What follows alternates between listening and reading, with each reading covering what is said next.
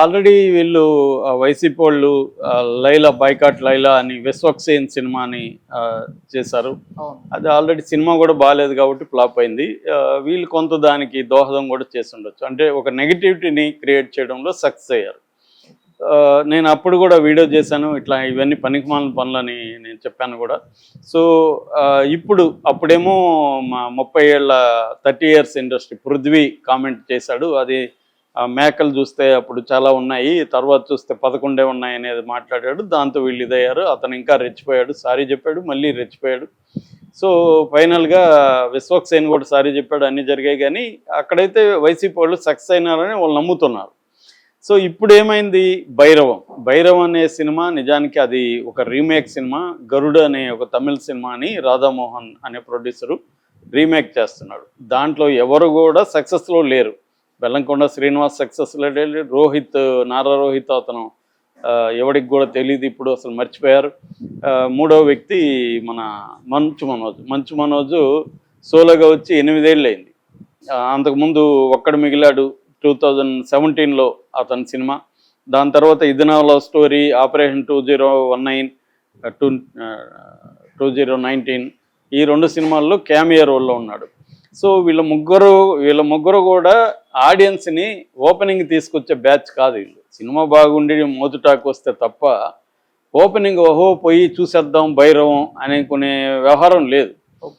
అది సినిమా పరిస్థితి. విజయ్ కనక మేడల పేరు కూడా నాకు కూడా సరిగ్గా గుర్తులేదు. అతను ఏదో ఇంతకుముందు ఏమి సినిమాలో సక్సెస్ చేస్తాడో ఎవరికి తెలియదు. అంటే ఏ రకమైన ఎగ్జైట్మెంట్ ఈ సినిమాలో లేదు.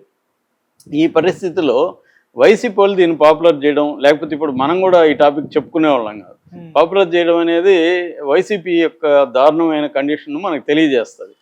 ఇంతటికి వివాదం ఏంటంటే ఈ విజయ్ కనక మేడల్ అనే డైరెక్టరు ఈ సినిమా ప్రీ రిలీజ్ ఫంక్షన్ ఏలూరులో జరిపారు. ఆల్రెడీ అది వివాదం అయింది. ఎందుకైందంటే మంచు మనోజు వెక్కి ఏడవడం వల్ల వివాదం అయింది, ఎమోషనల్ డ్రామా క్రియేట్ అయింది. అంతవరకు మంచిది ఆ సినిమాకి, ఏదో ఒకటి ఆ సినిమా పేరు కనబడాల, లేకపోతే 'భైరవ్' అనేది ఎవడికి తెలుసు. మొత్తానికి అది నిజంగా ఏడ్చాడా గ్లెజరని పెట్టుకొని ఏడ్చాడో తెలియదు, కానీ మొత్తానికి అతను ఏడవడం వల్ల పాపులర్ అయింది. అతను ఇంకొన్ని వివాదాస్పద కామెంట్లు కూడా చేశాడు. శివయ్య అని పిలిస్తే శివయ్య రాడు, నువ్వు అంటే కుటుంబ సభ్యులకు ద్రోహం చేసి శివయ్య అంటే శివయ్య రాడు అనేది వాళ్ళ అన్నని కామెంట్ చేశాడు. అది బాగానే ఉంది. తర్వాత ఇప్పుడు ఏమైంది, అక్కడ విజయ్ కనక మేడలో మాట్లాడుతూ సంవత్సరం క్రితం ధర్మాన్ని కాపాడడానికి ఆంధ్రప్రదేశ్లో ఒక వ్యక్తి వచ్చాడు, అలాగే మా సినిమాలో కూడా ధర్మాన్ని కాపాడడానికి ఒకరు వస్తారు అనేది చెప్పాడు.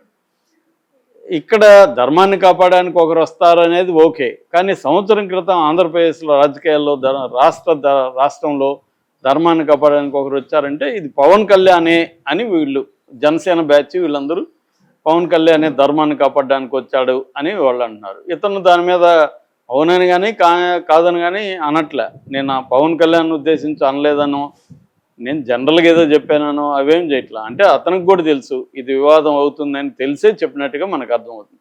ఎందుకంటే సినిమాల్లో స్టెప్ లేనప్పుడు ఏదో ఒక వివాదం క్రియేట్ చేసి, ఎందుకంటే ఎక్కువ పబ్లిసిటీకి డబ్బులు పెట్టే పరిస్థితి లేదు. రాధామోహన్కి తెలుసు ఆయన సీనియర్ ప్రొడ్యూసర్ దేనికి ఎంత పెట్టాలో ఆయనకి తెలుసు. అందువల్ల ఆయన సినిమాలు తీసినప్పుడు కొన్నిటికి ఎక్కువ పెడతాడు, కొన్నిటికి పెట్టడు. ఎందుకంటే దీనికి పెడితే ఉపయోగం ఉంది. 'కార్తీ' సినిమా ఒకటి పెద్ద హిట్ అయింది కదా, దానికి పెట్టాడు, బ్రహ్మాండంగా పెట్టాడు, దానికి అది మంచి హిట్ అయింది కూడా. తర్వాత వచ్చిన 'ఓదెల్ రైల్వే స్టేషన్' వీటికి పెద్ద పబ్లిసిటీ లేదు. అదేదో ఓటీటీకి, రెండోదైతే డైరెక్ట్ ఓటీటీకి ఇచ్చినట్టున్నాడు, ఓటీటీకి ఇచ్చేస్తున్నాడు. సో అలాగా ఆయనకి తెలుసు అనమాట. దీంట్లో ఇప్పుడు ఈ విజయ్ కనక మేడల్ పరిస్థితి ఏంటి, ఈ సినిమా హిట్ కాకపోతే అతనికి సినిమాలు లేవు. మిగతా బెల్లంకొండ శ్రీనివాస్ వీళ్ళకి కూడా అంత గొప్పగా ఏం లేదు కెరీర్. అందుకని దీన్ని ఏదైనా వివాదం చేస్తే ఇవాళ ఉన్న పరిస్థితి ఏంటి, థియేటర్కి వచ్చే పరిస్థితి